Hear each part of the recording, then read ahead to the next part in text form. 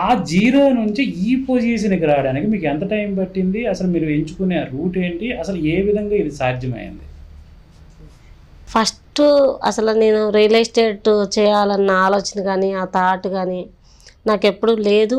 Real estate గురించి కూడా తెలీదు. ఈరోజు నేను ఎట్లాగా ప్రతి ఒక్కళ్ళకి కూడా పార్ట్ టైం చేసుకోండి, మంచి ఇన్కమ్ వస్తుంది అని నేను ఎట్లాగైతే చెప్తున్నానో, అట్లా నాకు ఒక గురువు గారు మంచి ప్లాట్ఫామ్లు ఉన్నాయమ్మా, ఎందుకు ఈరోజు చనిపోతే ఏమొస్తుంది, నిలబడి ఏదైనా కష్టపడి నీ కోసం నువ్వు బతుకు, నీ పిల్లల కోసం నువ్వు బతుకు. ఈరోజు చనిపోతావు, రేపటికి 2 అయిపోతాయి, ఎల్లుండికి 3 అయిపోతాయి, 15 రోజులు దినం అయిపోయింది అంటే ఇంకెవరు మిమ్మల్ని పట్టించుకోరు, గుర్తు కూడా ఉండరు, ఏదో సంవత్సరానికి ఒకసారి మీకు ఒక తద్దినం పెడతారు అని ఇంత స్ట్రాంగ్గా చెప్పారండి నాకు.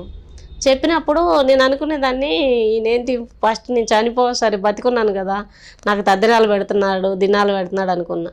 కానీ ఎప్పుడు కూడా మనకి ఎప్పుడైతే కోపంతో ఎవరైతే ఏమైతే చెప్తారో దాన్ని ఇప్పుడు కూడా నేను గౌరవంగా స్వీకరిస్తాను.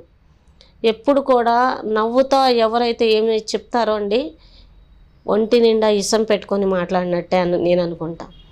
మన మీద ఎప్పుడైతే గౌరవంతో, ఎప్పుడైనా సరే ఇది మంచి ఇది చెడి అని ఎప్పుడైతే మనం కోపంతో చెప్తారో మనకి, అది 100% నేను నమ్ముతాను.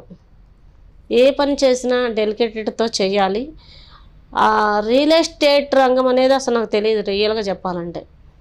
రియల్ ఎస్టేట్ అంటేనే అదొక బ్యాడ్ ఇంప్రెషన్ ఉంటుంది ప్రతి ఒక్కళ్ళకు కూడా.